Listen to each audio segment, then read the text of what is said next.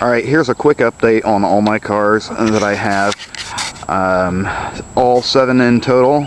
We'll start in what I call the parking lot, and we'll start with the Supra. I'll do about a 1-minute video on each one of these cars and just gonna do a quick description of them. Won't do any cold starts on them or anything like that, but kind of give you an idea of what all the cars are and how much I got in them and what all I've done to them.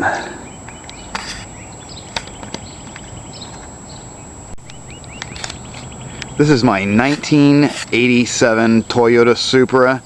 It has a 350 Chevy in it. This thing is fast as hell. It will get it. As you can see, it's got side pipes in it. I've still yet to paint it. Got some things I need to do to it, like putting another engine in it and adding a rev limiter. I tend to over rev this thing, hauling ass in first and second gear, because it will spin this engine out fast. I believe it's got the 342 or the 373 rear end gears in it and is very fast. Let's pop the hood and it's got a B&M Racing 4-speed mega shifter in it, a Grant GT steering wheel, a tachometer up there, and gauges. 350 Chevy 700R4 Vortec heads, 500-inch lift cam, 750 CFM carburetor. As I said, I need to add a rev limiter to it. It's got a big aluminum radiator, fan in the front, fan in the back for the transmission cooler, and yes, it is very fast.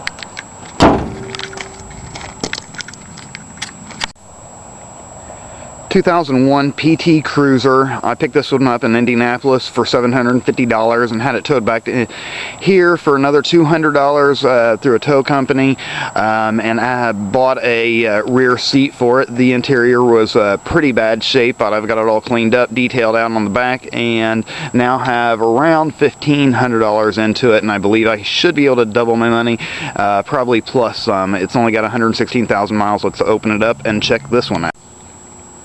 2.4 dual overhead cam, V16 valve, 4-cylinder engine, non-interference.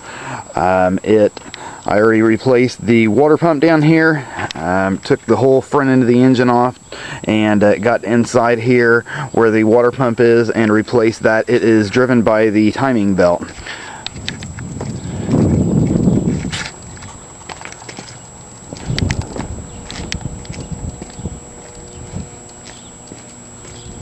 Not bad for $750. Need to add a radio. One more thing I think I should mention. I had to basically rebuild the whole suspension on this thing.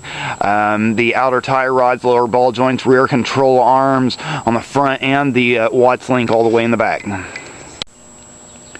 1991 Caprice station wagon. Originally had the 305 engine in it. I've already got it pulled out and I'm putting a 6.2 diesel engine that I've got all prepped and ready to drop in here. Let's pop the hood and show you what all I've been working on in this. Before I pop the hood in this, let's check the engine that's going in it. This is a 6.2 diesel engine in it. That's going in it. As you can see down here, I've already had the oil pan notched for cross-member clearance. There's the original engine that came out of it, and that's, yes, that is the transmission that came out of it. I added a B&M Transpac shift kit in it and a TCI upshift valve modulator in there with it as well. Under the hood, in order to get it in there, I had to remove all the bolts for the windshield wiper thing so I can get it set in there. I'm going to have to modify the brake line right here. The power steering lines will interfere with the ABS, so I'll just plumb that in straight line from the brakes up there. I had to remove the motor mounts in order to raise these bolt holes up a little bit. The engine sits just a little bit taller than the 305 that came out of it, so I got to raise those up just a little bit. Car's really nice on the interior. These back seats will all fold down kind of like a truck-like and let you lay things down. I've got the seats all up right now because that's how I like it for now. Tucked away in the corner is my 1978 Pinto Pony. This thing is all original and in mint condition. It only has 29,500 original miles on it. It was given to me by my grandmother. It was actually bought for my grandfather when he was diagnosed with Alzheimer's disease and never drove the thing. It sat in his house for years. It's never hardly ever been driven. I occasionally get it out and start it up and just kind of move it around just to refresh the engine and just move it.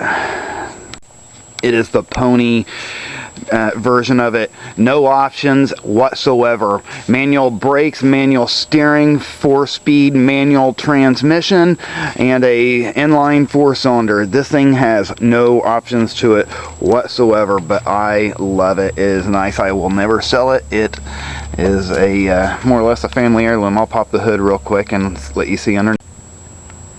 Interior is in really good shape. Everything's still intact. I mean, it does have a crack on the dash. I think it's been sitting forever. A little bit of faded carpet, but otherwise it's in really nice shape.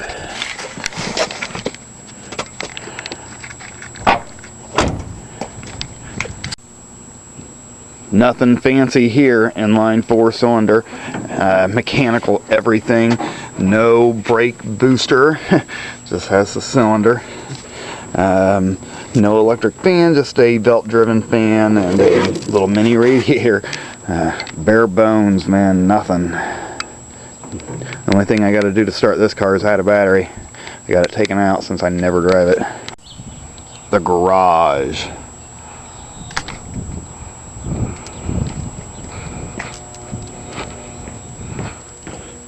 (2009) TMEC 200cc Enduro.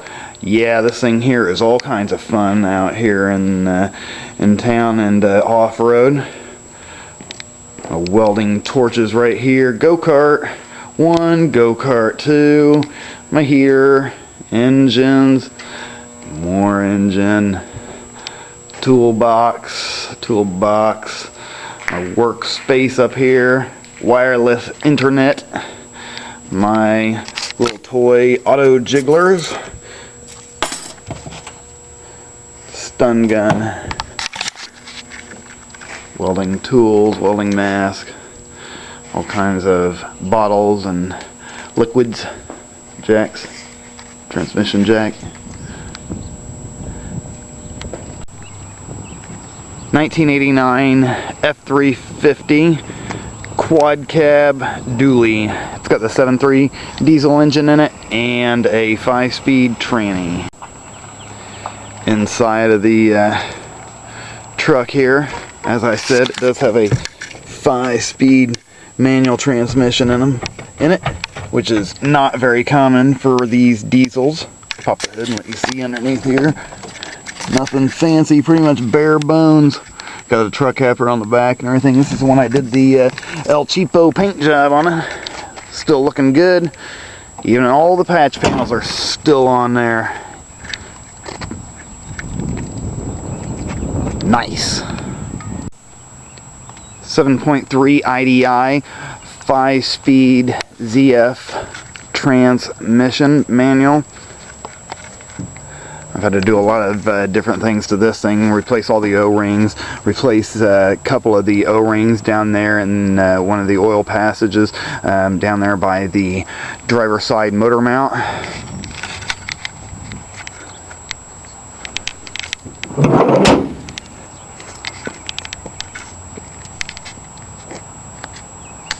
Got about $2,000 in this one. Should be able to make my money back and then some when it comes time to sell. 1986 Ford Tempo diesel. This thing here has been averaging over 50 miles per gallon for me. It has been awesome. I've had to do a few fixes to it, but you know, it was given to me free because my aunt and uncle didn't want it sitting in their yard anymore, and they said it leaked fuel up by the injection pump, but I've never had it leak, and it's been really reliable after I've done all my little fixes to it. This one here will wind up getting a paint job to it eventually, but I'm going to form a cam back in the back of the back of this, as I showed in another video, except this time I'll make it out of metal. Pop the hood. It's got a 5-speed manual transmission. It's only got 120,000 miles on the odometer. Bare bones factory stock. When I got it, it had all kinds of mouse nest and debris and everything else stuck in this thing from sitting for 12 years, but I got it all vacuumed out and cleaned up, and haven't had any issues with it except for the occasional blow by of gunk out of the heaters and everything. But you know, hey, when you're getting 50 miles a gallon, you know, you don't complain about some of the little things. It has a Mazda 2.0 RF diesel engine in it. They made less than 1% of these little Tempos with these engines in them, but I tell you what, it has been great. I really like it. So I probably got about $600 to $700 in it after I've replaced the brakes and the starter and the glow plugs and a few of the other things that I done to it. But you know, I don't ever plan on selling it, and this thing here has definitely saved me as much money as I put into it, and fuel alone. It's been awesome. 1991 Escort Wagon. It's got the 1.9 SEFI gas engine in it. This is the one that we took to California and back. We took a West Coast tour in this thing. It averaged about, I'd say about 33, 34 miles per gallon, you know, going up and down the mountains and through the hills and everything. But it's been pretty good. Another car that was given to me free. I haven't really had to do much work to this thing, you know, but you know, except for the routine maintenance fixes like a timing belt and you know, a few other little modifications here and there. But been a good car.